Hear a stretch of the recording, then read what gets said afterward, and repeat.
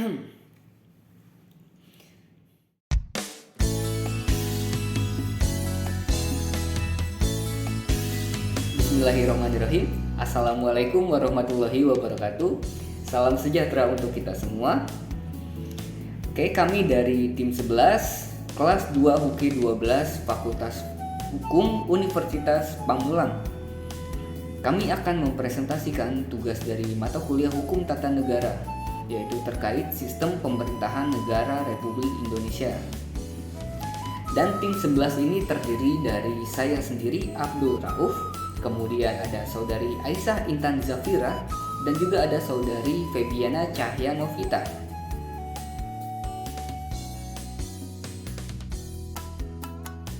Untuk pembahasan pertama tentang materi sistem pemerintahan negara Republik Indonesia ini adalah separation of power, atau yang lebih dikenal dengan istilah pembagian kekuasaan. Sistem pemerintahan negara Republik Indonesia saat ini memiliki corak pemerintah demokrasi dan sistem pemerintahan yang bersifat presidensial, di mana presiden menjadi kepala negara sekaligus kepala pemerintahan di negara. Kemudian terdapat fungsi, yaitu 3 kekuasaan yang dikenal secara klasik dalam teori hukum maupun politik, yaitu 1. Fungsi legislatif, kemudian fungsi eksekutif, dan juga yudikatif. Baron de Montesquieu memberikan sebuah pandangan dan pemikirannya bahwa ketiga fungsi kekuasaan negara itu dilembagakan masing-masing dalam 3 organ negara. Satu organ hanya dapat diperbolehkan menjalankan satu fungsi dan tidak boleh saling mencampuri urusan masing-masing dalam arti yang mutlak.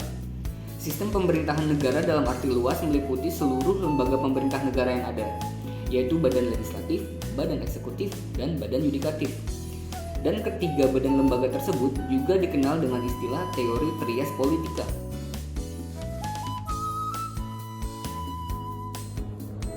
Badan legislatif adalah badan yang berfungsi sebagai pembuat undang-undang atau peraturan daerah, yang dimana pengesahannya dilakukan bersama dengan presiden maupun kepala daerah. Lembaga ini meliputi DPR, DPRD 1, dan DPRD 2 yang dimana masing-masing menjalankan fungsi dan wewenangnya menurut tingkatannya. Sebagai contoh ada Dewan Perwakilan Rakyat atau biasa yang disebut dengan DPR. DPR memiliki tugas dan wewenang sebagai berikut. Yang pertama, DPR memegang kekuasaan membentuk undang-undang. Yang kedua, DPR berfungsi budget dan pengawasan. Yang ketiga, DPR mempunyai hak interpelasi, hak angket, dan hak menyatakan pendapat, mengajukan pertanyaan, dan menyampaikan usul dan pendapat, serta hak imunitas. Yang keempat, DPR memberikan pertimbangan kepada Presiden dalam mengangkat duta besar dan menerima penempatan dari duta negara lain, memberikan amnesti dan abolisi. Yang kelima, DPR memberikan persetujuan bila Presiden hendak membuat perjanjian bidang ekonomi, perjanjian damai, mengadakan perang, serta perjanjian internasional lainnya. Dan memilih anggota-anggota BPK atau Badan Pengawasan Keuangan, mengangkat dan memberhentikan anggota Komisi Yudisial, dan menominasikan 3 orang Mahkamah Konstitusi. Yang keenam, DPR memberikan persetujuan kepada Presiden dalam hal Presiden hendak mengangkat seorang Panglima TNI maupun Kepala Kepolisian.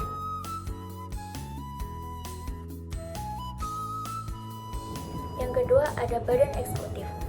Badan ini berfungsi menjalankan undang-undang yang mendapat persetujuan secara bersama-sama antara DPR dengan Presiden. Lembaga ini meliputi Presiden, Wakil Presiden, serta para menteri departemen dan non-departemen, gubernur beserta musbida, bupati atau wali kota beserta musbida, camat, lurah desa.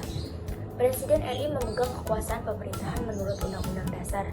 Presiden dalam melakukan kewajibannya dibantu oleh 1 orang wakil presiden.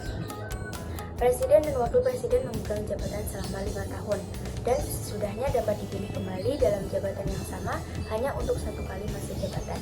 Undang-Undang Dasar 1945 menempatkan kedudukan lembaga-lembaga tinggi negara sederajat sehingga tidak dapat saling menjatuhkan atau membubarkan. Pasal 8 Undang-Undang Dasar 1945 mengatakan, jika Presiden mangkat, berhenti, dan diberhentikan atau tidak dapat melakukan kewajiban dalam masa jabatannya, ia diganti oleh Wakil Presiden sampai habis masa jabatannya.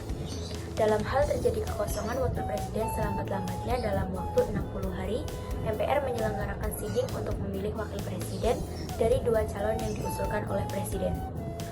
Jika Presiden dan Wakil Presiden mangkat, berhenti, diberhentikan atau tidak dapat melakukan kewajibannya dalam masa jabatannya secara bersamaan, Pelaksanaan tugas kepresidenan adalah Menteri Luar Negeri, Menteri Dalam Negeri, serta Menteri Pertahanan secara bersama-sama selambat-lambatnya 30 hari setelah MPR. Setelah itu, MPR menyelenggarakan sitting untuk memilih presiden dan wakil presiden yang diusulkan oleh partai politik atau gabungan partai politik. Pasangan calon presiden dan wakil presiden meraih suara terbanyak pertama dan kedua dalam pemilihan umum sebelumnya sampai berakhir masa jabatannya. Di sini saya akan menjelaskan mengenai badan yudikatif. Badan yudikatif ialah badan yang berfungsi mengadili penerapan undang-undang. Lembaga ini meliputi ada 3 hal. Yang pertama, Mahkamah Agung. Mahkamah Agung berfungsi memberi pertimbangan kepada Presiden tentang pemberian grasi, amnesti, abolisi, rehabilitasi yang merupakan hak Presiden dalam bidang hukum. Di samping itu juga, menjalankan tinjauan yudisial, yaitu melakukan uji peraturan pemerintah yang bertentangan dengan UU yang ada di atasnya. Mahkamah Konstitusi berfungsi melakukan uji undang-undang terhadap Undang-Undang Dasar 1945, menyelesaikan konflik antar lembaga negara, dan melakukan pembubaran partai politik bila melakukan pelanggaran Undang-Undang Dasar 1945. Komisi Yudisial berwenang merekrut dan menyeleksi calon hakim agung, fungsi pengawasan hakim dari tingkat pengadilan negeri sampai Mahkamah Agung maupun hakim konstitusi yang semula dilakukan oleh Komisi Yudisial telah dibatalkan oleh Mahkamah Konstitusi, sehingga fungsi pengawasan hakim dikembalikan ke Mahkamah Agung di bawah tanggung jawab Wakil Ketua MA di bidang yudisial. Badan atau lembaga penegak hukum yang berada langsung di bawah kendali pemerintah negara adalah Kepolisian Negara, Kejaksaan Agung, dan Pengadilan. Ketiga lembaga ini memiliki fungsi dan tugas yang saling terkait dan bersifat hierarkis hingga ke tingkat daerah, tingkat kabupaten atau kota. Sedangkan khusus polisi berada hingga tingkat lurah atau desa.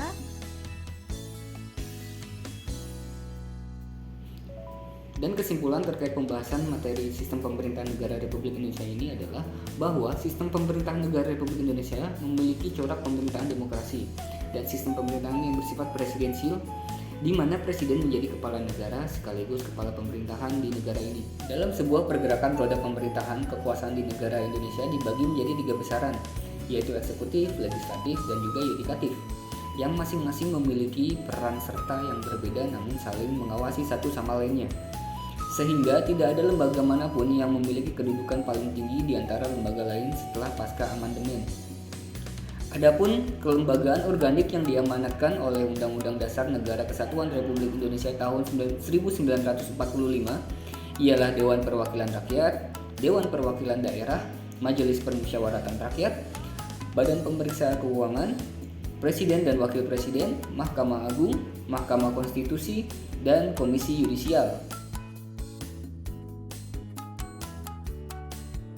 Kami dari kelompok 11, saya Aisyah Intan Zafira, dan 2 rekan saya Abdul Rauf serta Febiana Cahyanovita mengucapkan terima kasih atas partisipasi dan perhatian sekalian.